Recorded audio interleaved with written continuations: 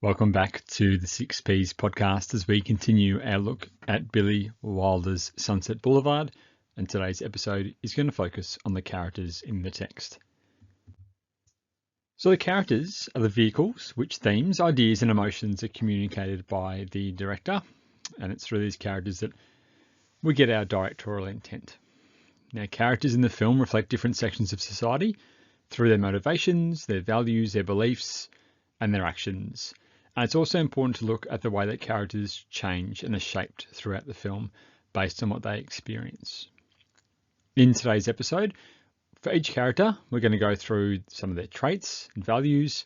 We'll look at some quotations and some film techniques that we can link to these characters as well.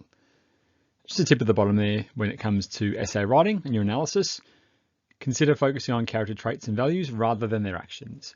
And that can be done in your writing through nominalization, where you talk about, Joe's desperation illustrates or highlights XYZ, rather than saying when Joe becomes desperate.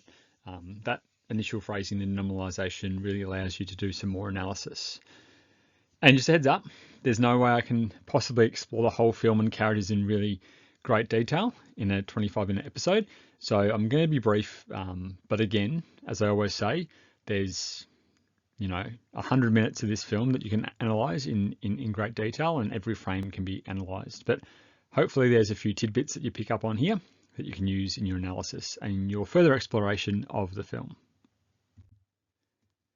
I've broken down the characters into sort of three sections. We've got our four main characters.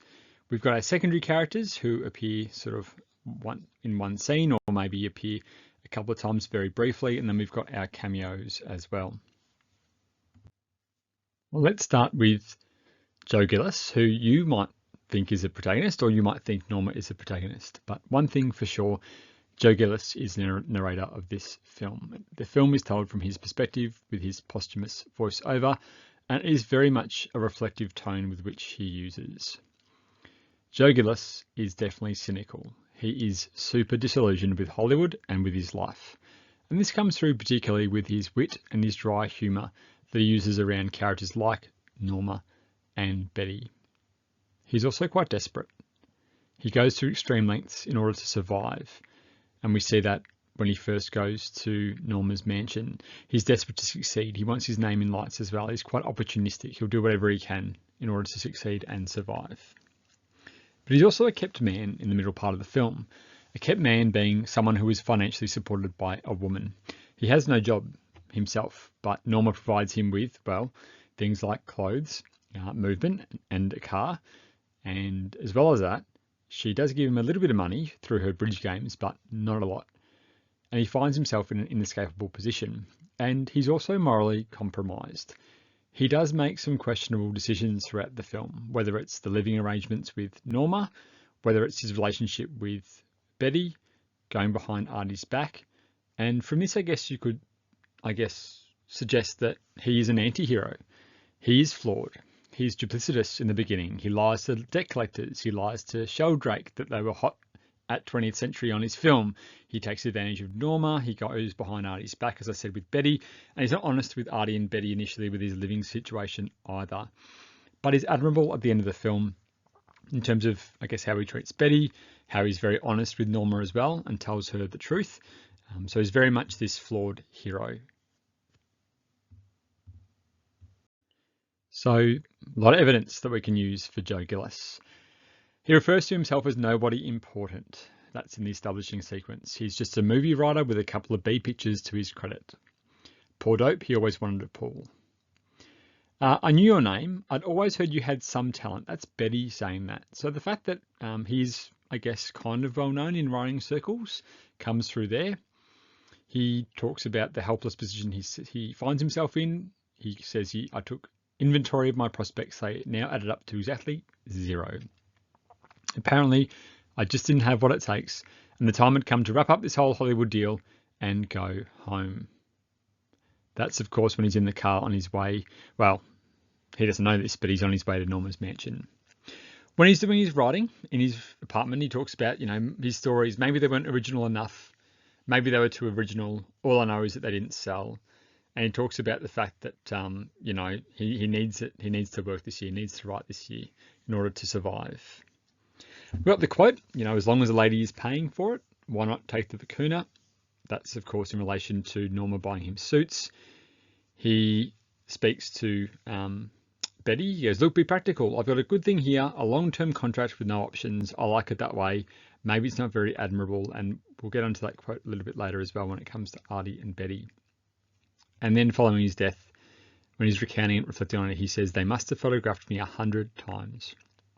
So in the end, he does become, to an extent, slightly famous. Costuming is good to look at in terms of his attire. We can see top right-hand corner, he's in his bathrobe, struggling to write. We've got his casual outfit there as well, and then obviously his more formal attire with what Norma dresses him in. There's lots of different lighting shifts in this film, so I would compare the dim and shady lighting in the mansion compared to the bright lighting at the Paramount offices to talk about, and again I'm being really obvious here, but the light that Betty brings into his world as opposed to the darkness that I guess ensconces him in Norma's mansion. And there's symbolism too with the monkey. I think I spoke about this in a previous episode, but he talks about the organ grinder. He becomes the monkey in the film essentially. He becomes Norma's only companion. There's another quote that I didn't put in there, but again, it's a reflective quote from Joe at the end. "It's funny how gentle people get with you once you're dead."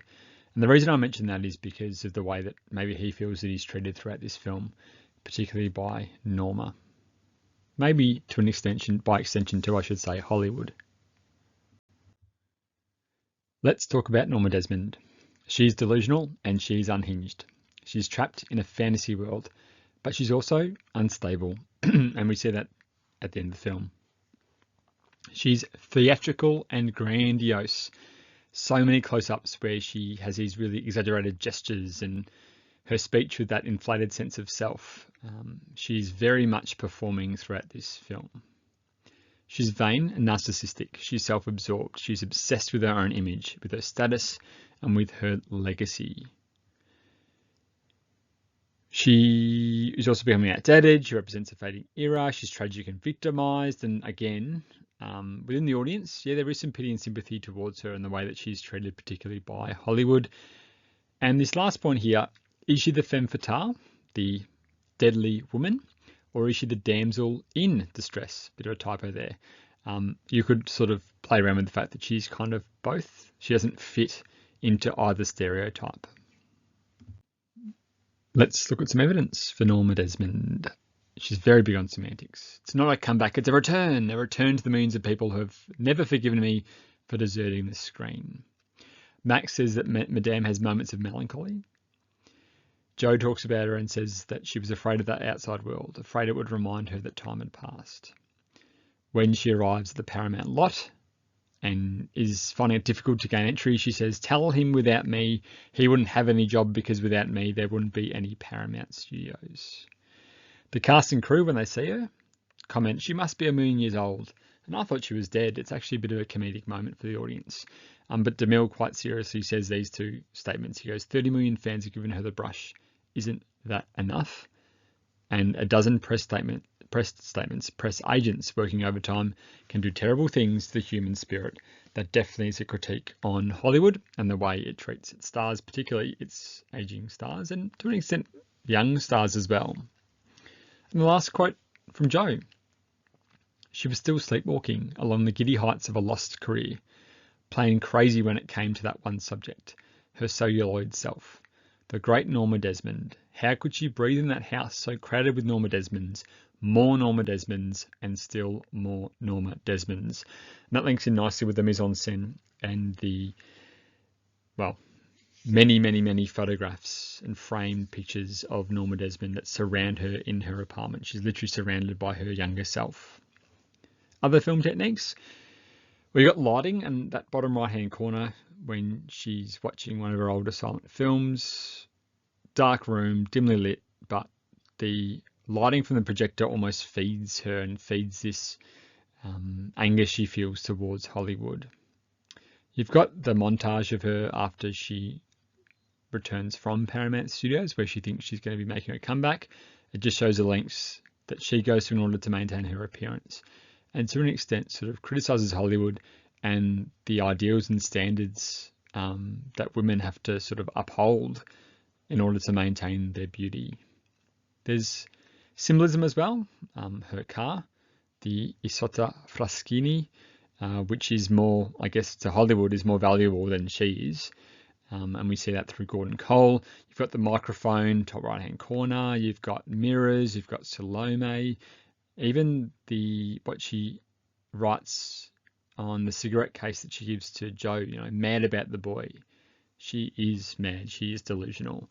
And you could also make the comment that Gloria Swanson's career is similar to Norma's, this massive star in the silent era who struggles to find, big roles in the talkies. Let's move on to Betty Schaefer, who is idealistic and principled. She has high standards and believes in authentic stories and creative integrity. And she also believes, I guess, she's quite principled as well in her personal life too, particularly when it comes with her, I guess, when it comes to her blossoming relationship with Joe and how she feels about Artie. She's tenacious and she's also ambitious. She's very driven and she's persistent in climbing the Hollywood ladder, even after many setbacks. So those setbacks came when she was wanting to be an actor, and then she fell into reading, and now she wants to really be a writer. She's also, when I talk about tenacious, she's also really persistent in tracking down Joe when she sort of feels like that Dark Windows script could really be something. She's assertive. She's very strong with her views, ideas, opinions. And as a young woman, she's clearly unafraid at challenging male characters. And we see that when she first is introduced to Joe and she goes, "I just didn't think it was any good," referring to his script. "I found it flat and trite." She's also, I think, very talented. She's astute and has a flair for story writing. She's also extremely hopeful and optimistic, and perhaps she's a symbol of optimism for the future of Hollywood in terms of storytelling. Some quotations. Well, she's referred to as Miss Kramer by Sheldrake, which maybe goes to show, I guess, more holistically how women or how readers are treated in the Hollywood hierarchy. She's very strong in thinking that I think pictures should say something. She goes, maybe that's why it's good. It's true and it's moving when referring to part of Joe's script in Dark Windows. When trying to convince him to write, "It's not your career, it's mine. I kind of hoped to get in on this deal. I don't want to be a reader all my life. I want to write." Miss Schaefer, she was so like all us writers when we first hit Hollywood, itching with ambition and panting to get your name up there in lights. Itching with ambition is a great quote to use. "Well, they didn't like my nose," and this is when she refers to her acting career. "It slanted this way a little. I went to a doctor and had it fixed. They made more tests. They were crazy about my nose, only they didn't like my acting." Her quote, which I really like too, "What's wrong with being on the other side of the cameras? It's more fun." And the last one, "There it was, Betty Schaefer's future right in the palm of my hand." This is from Joe. "Betty Schaefer, engaged to Artie Green, as nice a guy as you ever lived, and she was in love with me. Me! She was a fool not to sense there was something phony in my setup, and I was a heel not to have told her." Also suggests that quote has a bit to do with Joe. In fact, I think Joe refers to her as one of the message kids early on in the film as well. In terms of film techniques, the juxtaposition between Norma and Betty in referring to the lighting and referring to their scripts as well, like Dark Windows compared to Salome, there's lots of things that you can talk about in terms of juxtaposing the two female leads. You've got the mid-shots too that I really like at the New Year's Eve party when they're trading lines and those fake sort of romantic lines that they sort of trade. And in the background, the party's quite lively. There's also, you could look at the setting in the fake Hollywood street, which I think, it's all cardboard, it's all hollow, it's all phony with mirrors. It's actually a quote that was in one of the VCE exam articles, but it goes to show that Hollywood is in her blood. She's third generation in Hollywood. So I think that's something to touch upon as well. Let's move on to Max von Mayerling. He is subservient and devoted. He's extremely loyal to Norma to the point of self-sacrifice, and that goes for his own career. He's dignified and very stoic. He's not very emotive in his speech or in his actions, but he's very protective of Norma. He shields her from the outside world. But at the same time, he does feed her delusions by, well, really by writing her fan letters. He's repressed, so he hides his true feelings and emotions, except at certain points in the film, there's certain lapses there where he sort of tells things or says things to Joe. But he's a bit delusional as well. Like, he sort of essentially plays the role of director in Norma's life. I mean, he's still in love with Norma. He calls her madam, maybe to try and distance himself. But there's moments like he doesn't tell her about the studio wanting the car. So again, he sort of feeds her delusions throughout the film. Some quotations. She never will find out the truth, that is. That is my job. It has been for a long time. You must understand. I discovered her when she was 18. I made her a star. I cannot let her be destroyed. This way she's sort of objectified here, you know, she's like a commodity. This is, I'm talking about Norma. Sort of similar with DeMille as well, I think. Max also says, Madame is the greatest star of them all. He reveals to Joe that in the 20s, there were 3 young directors who showed promise in those days. D.W. Griffith, C.C.B. DeMille, and Max von Mayerling. He was a really big deal in Hollywood during the silent era, but like Norma, sort of fades away. It was I who asked to come back, humiliating as it may seem. I could have gone on with my career, only I found everything unendurable after she divorced me. You see, I was her first husband. And in the last 2 quotes, I wouldn't look too closely at the postmarks, which again is a revelation that he writes her fan mail, and I made her a star, and I cannot let her be destroyed. He remains absolutely loyal to Norma and doesn't reveal the truth to her. With film techniques, there's some non-diegetic sound, and the score intensifies when he reveals his secrets to Joe, and the costuming as well.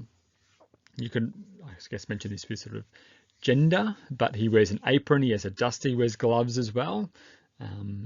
So I think that you could sort of talk about, you know, hierarchy here and gender roles and subverting gender roles. You can definitely look at that too. The gloves as well could be symbolic too. He doesn't want to get too close. There's always a barrier between him and the people around him as well. Let's move on to some secondary characters, and we'll start with Sheldrake. He's a studio executive. He's powerful, but he's also quite hardworking. He's profit-driven, and he's quite condescending to Joe, especially with the way that he sort of pats him on the back at the end. A couple of quotes. He was a smart producer with a set of ulcers to prove it, and the set of ulcers are linked to this idea that it was a very stressful job. You'd have turned down Gone with the Wind. No, that was me, I said. Who wants to see a Civil War picture? I like this quote because, one, it sort of suggests maybe he's a bit out of touch, or Hollywood's a bit out of touch with the general population. Could talk about he's greedy, like he only wishes that was his film because of the money that could be made, and also maybe a little bit that he sort of plays it safe. He doesn't take risks. If this was a film that not everyone wanted to see, or it was a Civil War picture, he thought, well, it's a bit left of centre, but it ended up being really, really popular.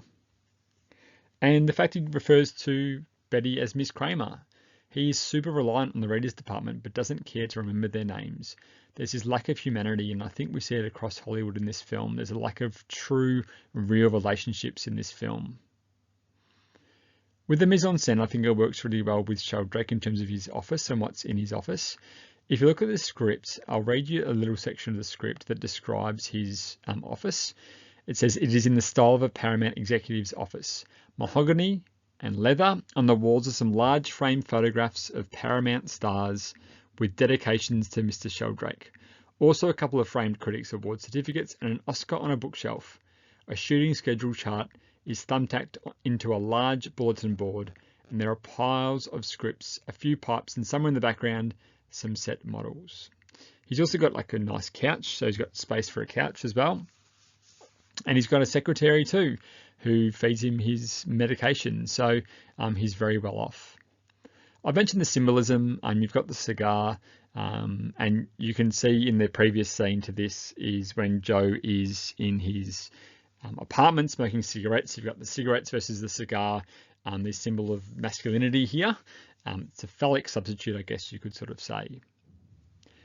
And just at the end there, when he talks sort of about his first world problems with Joe and pats him on the back, he is, as I said, quite condescending. You can also mention the fact with Joe's scripts, he wants to turn it into a Betty Hutton picture. So his solution is to turn Joe's script into a low-risk vehicle, like with a couple of musical numbers.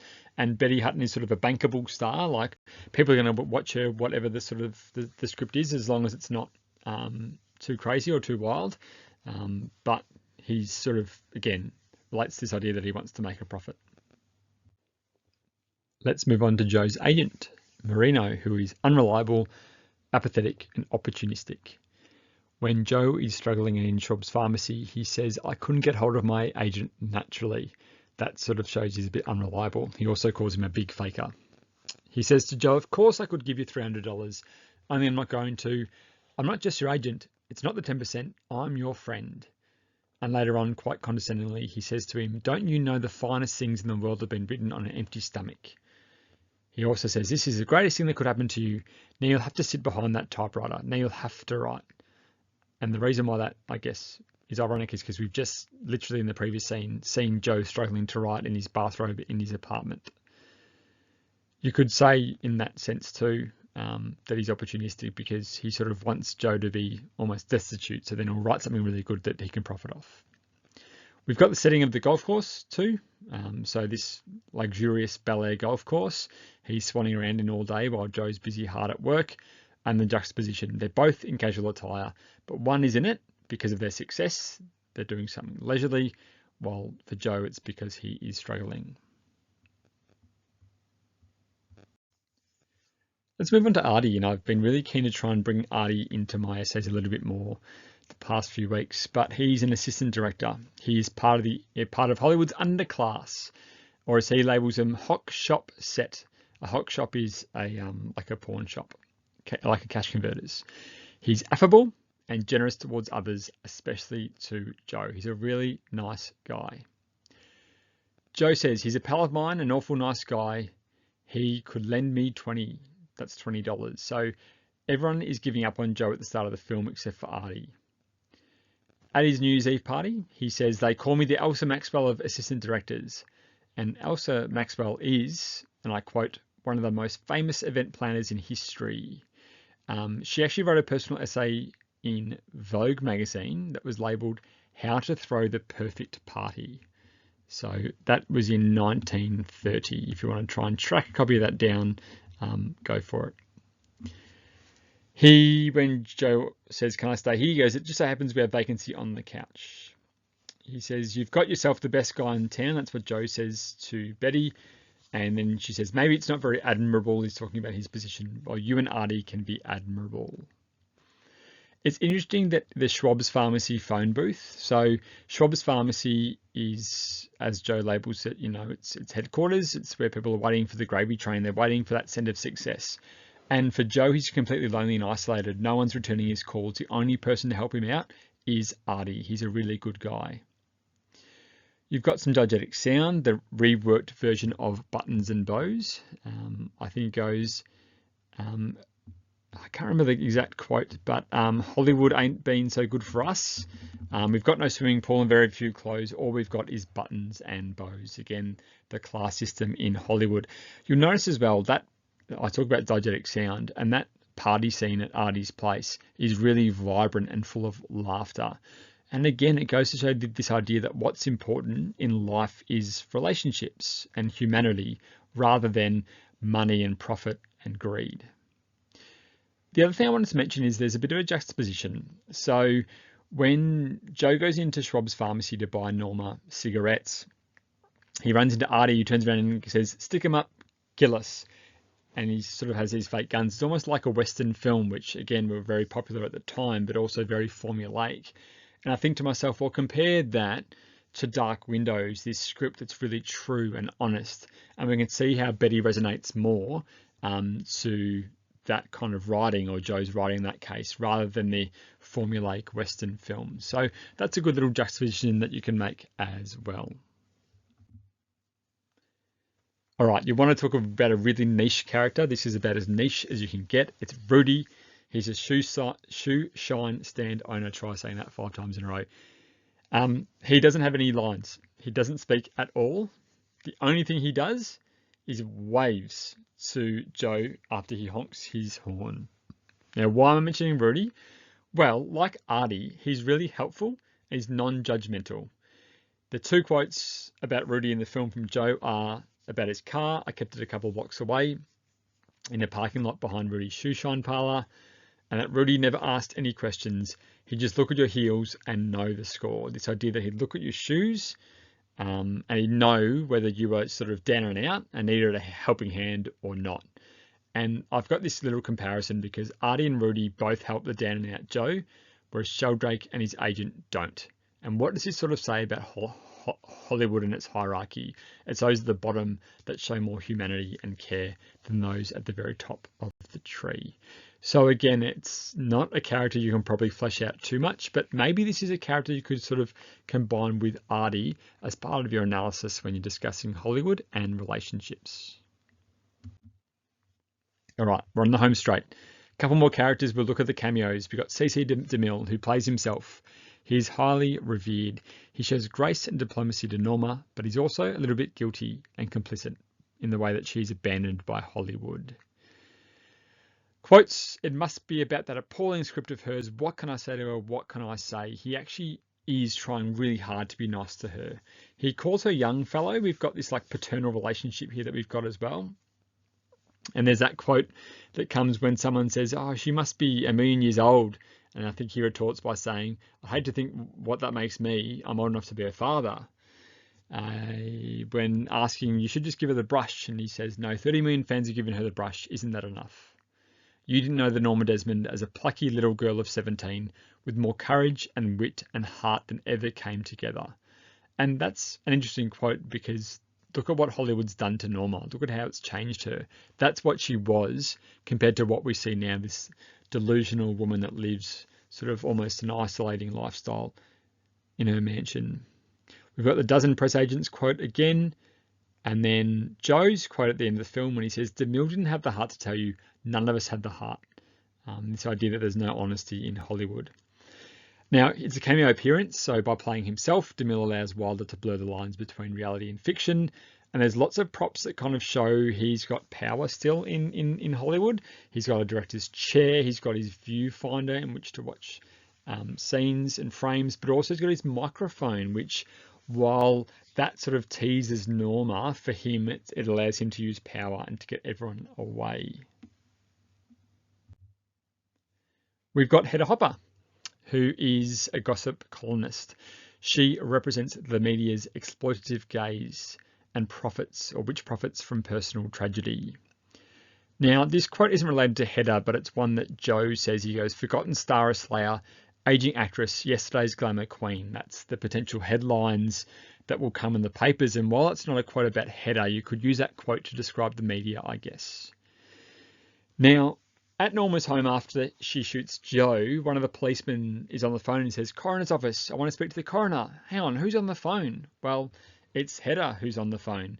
She says, I'm talking from the bedroom of Norma Desmond. Don't bother with a rewrite, man. Take this direct. You ready? As day breaks over the murder house, Norma Desmond, famed star of yesteryear, is in a state of complete mental shock. This idea that scandal outweighs justice. And again, it's a cameo appearance, so it adds realism and allows Wilder to critique Hollywood's voyeuristic nature. There we go with voyeurism again, and Rear Window. And we've got Buster Keaton. He's a silent era star. He's a very famous comedic actor alongside Anna Nilsson and H.B. Warner that are in this bridge scene. He's referred to, in fact, they're all referred to as dim figures. You may still remember from the silent days, and they're referred to as waxworks. He uses second person here. He talks directly to the audience here, does Joe. He's got two lines, but he's got the same word. He says it twice, does Buster Keaton, pass. And you could read into that phrase what the word pass means, the passing of time, passing away, in terms of his career going by and passing. There's lots of things you can refer to that. Once again, it's a cameo performance. It's quite confronting for the audience to see someone so famous relegated to a minor part as well, and maybe that reflects the treatment of its stars. The close-up shot that lingers on his forlorn face and the symbolism of waxworks, these stiff frozen people. Sort of reminds me of Madame Tussauds as well. Also a bit of irony, I guess, being a comedic actor and this being quite sad. So there's some irony there as well. So I'm going to mention Sunset Boulevard here. Now, it's not necessarily a character, but I think it's sort of got traits as a character because the street and the mansion symbolize faded Hollywood glamour and mirror Norma's psychological decay. And both the mansion and Norma are relics of the past that refuse to let go. Now, Sunset Boulevard is a really long street, or West Sunset Boulevard as it's known now. It encompasses a lot of different parts of LA. It starts in the Palisades on the Pacific Coast. It goes up through Beverly Hills and Hollywood, then ends up in downtown LA. It covers a lot of Los Angeles, lots of different areas of different socioeconomic levels as well. There's a lot of sort of famous nightclubs that were on that strip as well, particularly in the 50s and 60s. There were some rebellions there as well. A really, really famous street. The title card, top right-hand corner, it's the gutter. It's sort of where the rubbish ends up to an extent. And the fact that it's called Sunset Boulevard, the sunset, the light is fading. Is it the same for the people who live on there, those mansions? I've mentioned isolation too, because the decaying mansion embodies emotional and physical isolation, because Norma really is cut off from reality and relevance as well. Now, Schwab's Pharmacy is also literally on Sunset Boulevard. It's the waiting room. It symbolises dreams and disappointments. And it's a real place as well. Like, it was a real place. And it adds further realism to the text. So Sunset Boulevard, to an extent, you could call it a character as well. All right, that's all for this episode. So a few characters we've looked at here. Perhaps you might use some of these quotes or film techniques, and perhaps you might find some more of your own to add. But they really are great to use in your examples when you're analysing the text. And don't forget those film techniques as well. Thanks for joining us today. We'll see you next time.